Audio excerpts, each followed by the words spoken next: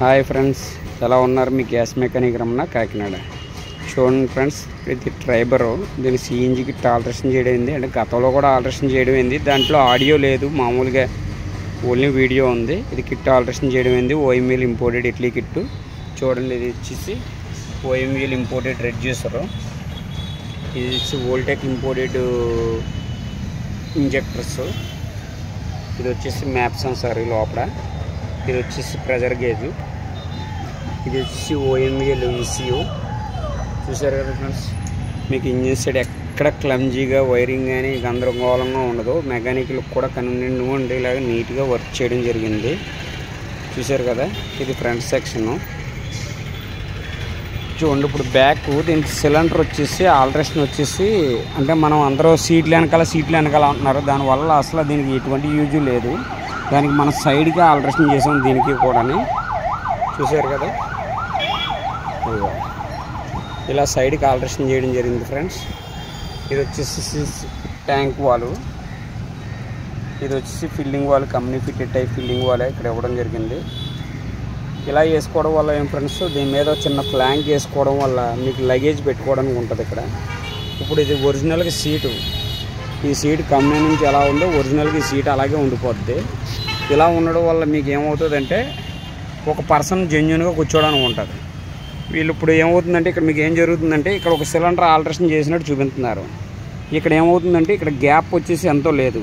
ఇక్కడ మనకు stepney bolt ఇప్పుకోవడానికి convenient లేదు. ఇక్కడ ఈ బోల్ట్ ఇప్పుకోవాలనుకోండి, స్టెప్నీ బోల్టు, ఇది ఏం చేయాలి, ఒక 3 అంగుళాలు హైట్లో స్టాండ్ వేయాలి. వేసి ట్యాంక్ ఇక్కడ ఎడితే ఏమవుతుంది, ట్యాంక్ దీని లెవెల్లోకి ఇలా పైకి వస్తుంది.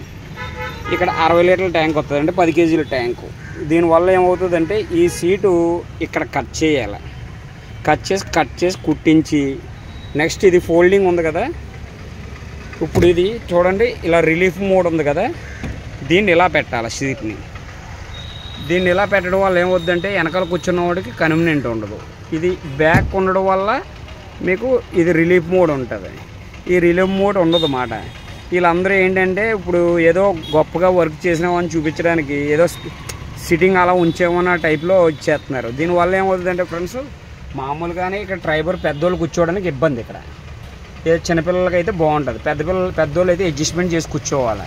ఇప్పుడు ఎప్పుడైతే ఈ సీట్ కట్ చేస్తారో వెనకాల పెద్దోళ్ళు కూర్చోవడం ఉండదు. ఆ మాత్రం దానికి ఈ 2 సీట్లు కట్ చేసుకుని, ఈ రిలీఫ్ మోడ్ లేకుండా చేసుకుని కిట్టి వెనక్కి వేసుకోవడం వల్ల మీకు ఎటువంటి బెనిఫిట్ లేదు. ఇప్పుడు నెక్స్ట్ మీరు జర్నీ చేశారనుకోండి, ఎక్కడికైనా వెళ్ళాలి, లగేజ్ ఎక్కడ పెట్టుకుంటున్నారు, ఒక సీట్లో కార్నర్లో పెట్టుకుంటారు బ్యాగులు. ఇప్పుడు అదే ఏం చేస్తామంటే, ఈ ట్యాంక్ మీద ఒక ఇలాగ బాక్స్ కట్టించుకున్నాం అనుకోండి, ఇలాగా దీని మీద పెట్టుకోవచ్చు లగేజ్. దానివల్ల సీట్ డిస్టర్బ్ అవ్వదు, ఒరిజినాలిటీ బాగోదు ఫ్రెండ్స్. అంటే నాకు ఇలా ఇంట్రెస్ట్ అనిపించి ఇలా చేస్తుందని నా దగ్గరికి వచ్చే బళ్ళన్నీ.